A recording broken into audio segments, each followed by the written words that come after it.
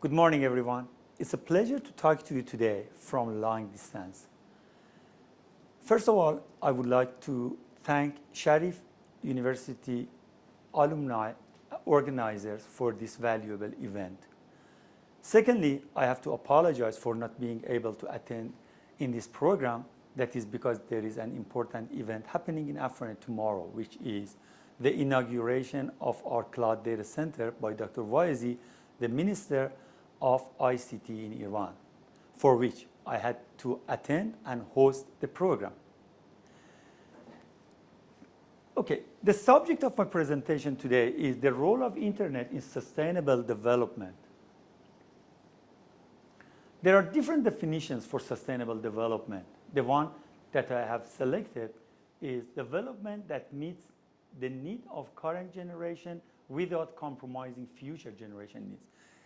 It's kind of similar to balanced scorecard in which you do not focus only on growing profit. You have to take into consideration different dimensions at the same time. You cannot grow your profit without taking care of human resources, looking into policies and procedures and maintenance and things like that. So you have to balance all different dimensions at the same time. The same thing applies to development. You cannot grow the wealth of a country without taking into consideration all different aspects that are of importance. So it's not just economical issues that matter, but also social aspects and environmental aspects should be carefully taken care of. United Nations has come up very recently with 17 sets of goals based on which they want to create sustainable development in different countries across the world. One of them is no poverty. The other one is no hunger, good health, quality education, and so on and so forth. So these are 17 goals that should be met simultaneously. Harvard University has done a very interesting research, 2013, which shows 90% of GDP growth in the world is contributed to ICT, either directly, which is 20%, or indirectly, which is 70%. So altogether, 90% is attributed to ICT. There is another study by Accenture together with Jesse, which sheds some light on the future. Based on this research, by 2030, ICT generates over 11 trillion in economic benefit per year. And this is the amount of China's GDP 2015. So it's a huge number. Also, ICT increases agricultural crop yields by 30%. And you can see how much water and how much oil is going to be saved because of ICT. So these are mainly economical gains. However, social aspects and environmental aspects are also of great importance. So for example, ICT, according to this research, enables a 20% reduction of global CO2 emissions, having a better environment, a cleaner environment.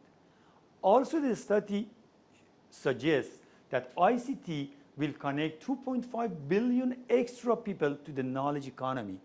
Knowledge economy being e-learning or e-health, and 2.5 billion people will have access to all sorts of knowledge economy facilities. And finally, digital economy growth accelerates new disruptive business models. The interesting thing about ICT is that ICT is a very profitable business by itself, but at the same time, it enables other industries, and not only enables other industries, but also disrupts some of the industries, changes them drastically. Let's see what we mean by disruptive industry. There are a couple of disruptions which has already happened. For example, Facebook is most popular media. It owns no content. This is the content that people created. They call it UGC, user-generated content. It's not Facebook that creates the content. Facebook just makes the infrastructure and people share their content with each other. Society one is the fastest growing back. It has no actual money.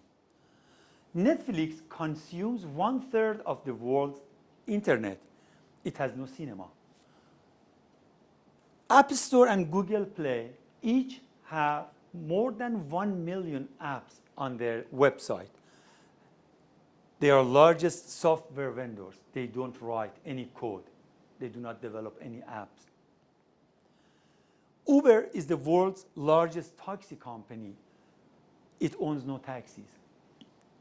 Airbnb is the largest accommodation provider, owns no real estate. Let me share with you a very interesting story that was said by CEO of Airbnb in the last GSMA conference in Barcelona, Spain, which is the most important event in mobile industry, which is held every year in Barcelona. He says 1/3 of people who attended in Barcelona for GSMA, out of 90,000, 30,000 of them used Airbnb to book their accommodation. 30,000 is a big number. Compare it with the capacity of Tehran Hilton Hotel. It has 500 rooms. It takes 60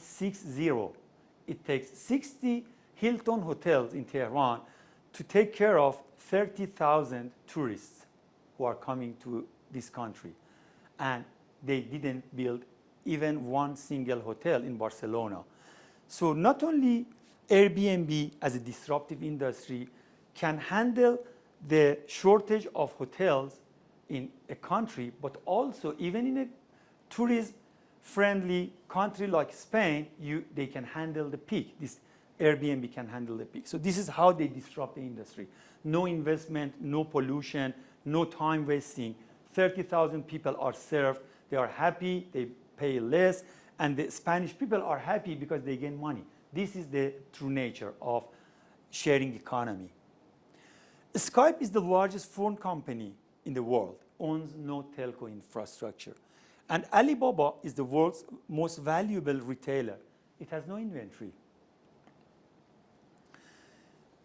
And this is why venture capitalists in the US who have invested $48 billion last year, 32 billion out of this 48 has gone to IT industry.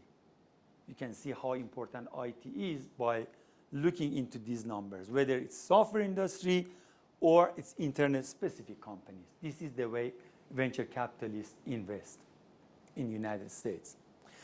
There is another study by Accenture together with Jesse, which links these UN set goals with digital solution that enables that goal, that helps us reach to that goal.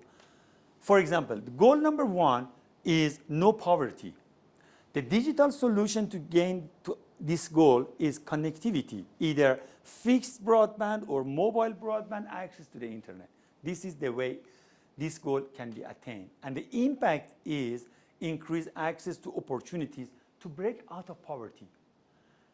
A person in Kenya, a girl in Indonesia, a boy in Afghanistan can set up his own business or her own business and sell it worldwide. This is the way they break out of poverty. The second goal is no hunger. You do not want to see hungry people. It's part of sustainable growth. The digital solution that addresses this goal is smart agriculture. Smart agriculture applies satellite integrated real-time weather information. It applies precision agriculture, including machine-to-machine and Internet of Things, all sorts of tools, and soil sensors, and also it brings up optimized farm management and automated irrigation system. These are just a couple of examples. The real examples are much more, dozens of examples. For the sake of limited time, I had to limit the examples to just 2 or 3. The impact of smart agriculture is increasing agricultural productivity and at the same time reducing the need for scarce inputs such as water. So with this kind of initiatives such as smart agriculture, you save water, you save money, and you save oil. Goal number 3 is you want to ensure healthy lives for people. And the digital solution which addresses this goal, according to Accenture, is e-health. It can be remote diagnostic video conferencing. An expert surgeon is in one side of the world, and the patient is on the other side of the world, and this surgeon supervises the surgery online through video conferencing. Electronic data storage, prescriptions are not on paper anymore. All of these data are gathered electronically, transferred electronically, whether it's prescription or it is X-ray and so on and so forth.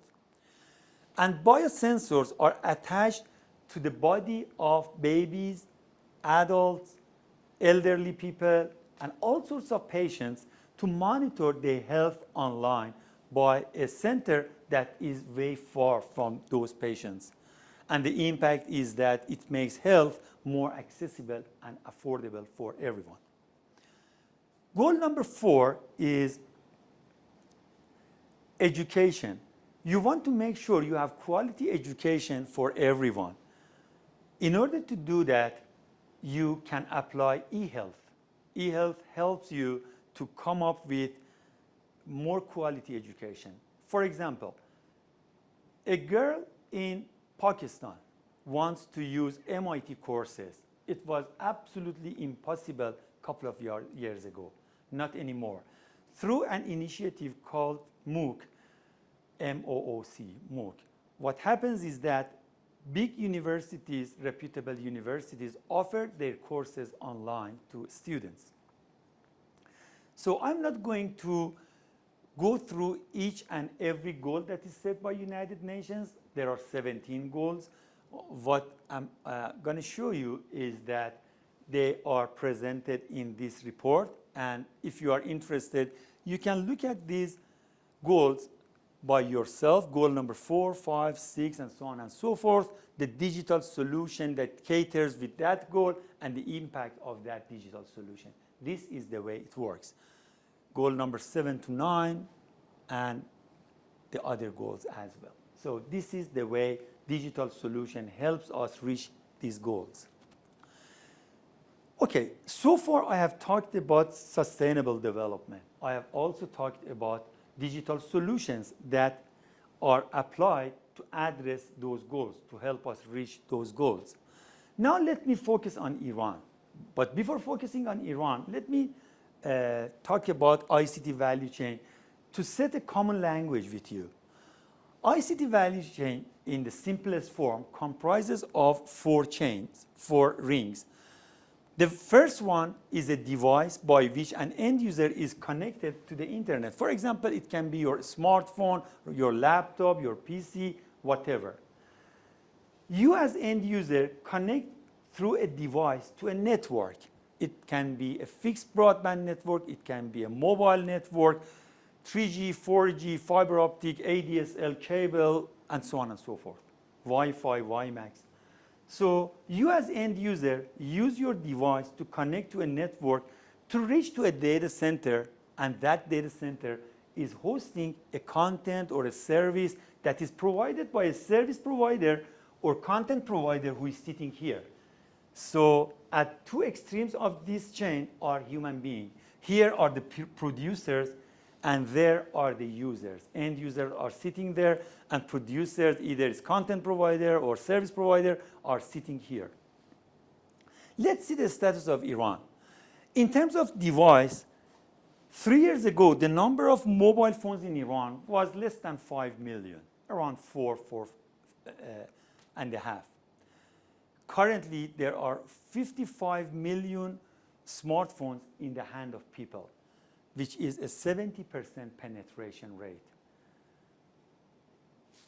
The reason smartphone is gaining this momentum and the reason people are adopting a smartphone is that 3G and 4G is distributed in the country, and I will explain that in the coming slides.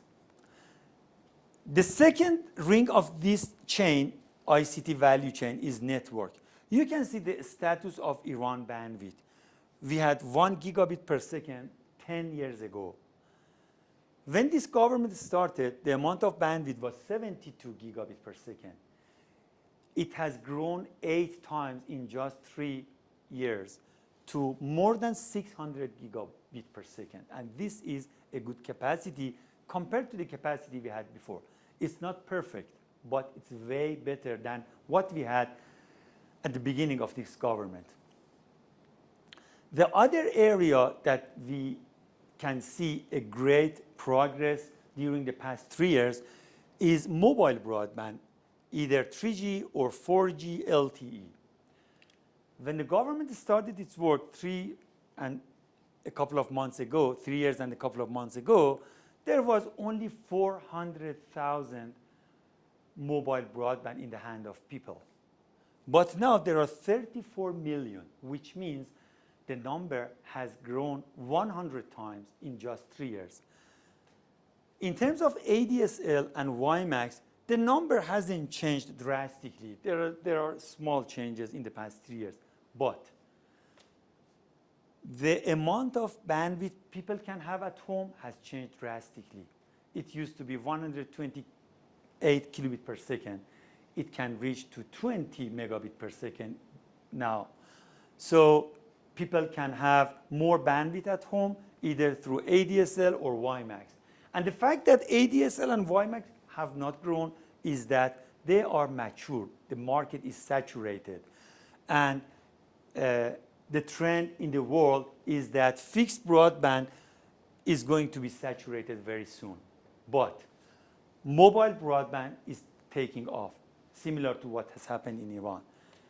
And the new initiatives are on the way. One is LTE, a license has been granted by the government in a tender, and also fiber to the home, fiber to the X, fiber to whatever, and another license is going to be granted. So 2 years from now, 3 years from now, we will see a big chunk of this pie chart going to LTE and going to fiber to the X, fiber to the home, fiber to the building, fiber to the premises, and so on and so forth. As a result of this growth of broadband, either it's fixed broadband or mobile broadband, there is a change in GDP of the country.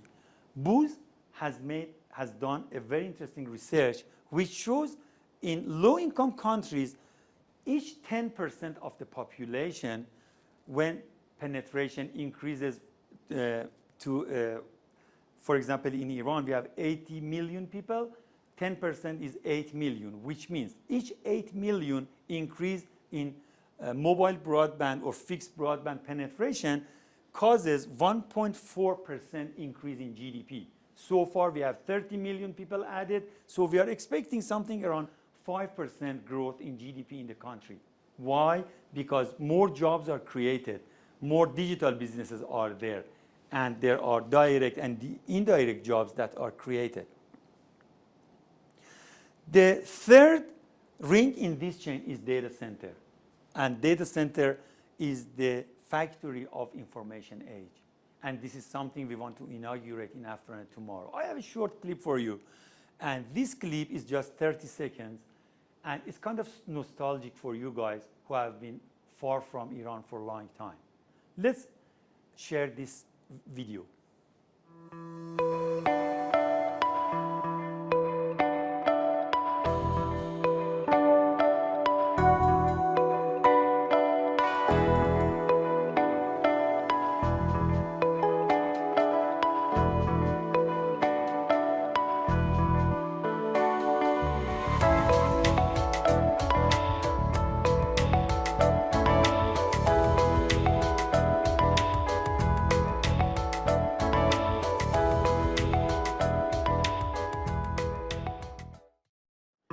3 or 4 years ago, there was no local brand in Iran. right now, there are dozens of local brands in the country. We have a site that follows what carsales.com does. It's called eCar. And what eCar does, it might be very surprising for you. They sold $5 billion automobile online last year. This is a huge number in our economy. Similar to Google Play, which has banned Iranians from using its app, we have something called Bazaar. And the founder of this platform, Hessam Armandi, is one of our young students at Sharif University, is now in Washington, and he will be in one of tomorrow's panels. He has more than 20 million subscribers, more than one of our mobile operators. This is a huge number. Similar to YouTube, we have Aparat in Iran, which is very, very popular among Iranians. Craigslist, for Craigslist, we have Divar. For Amazon, we have Digicolor, a very successful business. For eBay, we have Shapur, is competing with Divar. For HelloFax, we have Fax.ir. They send 1 million fax, virtual fax, every month. Similar to Groupon, which is proper for group discount, we have Takhfifan and Netbark. One of our great women entrepreneurs is the founder of Takhfifan, which is Nazanin Danishvar.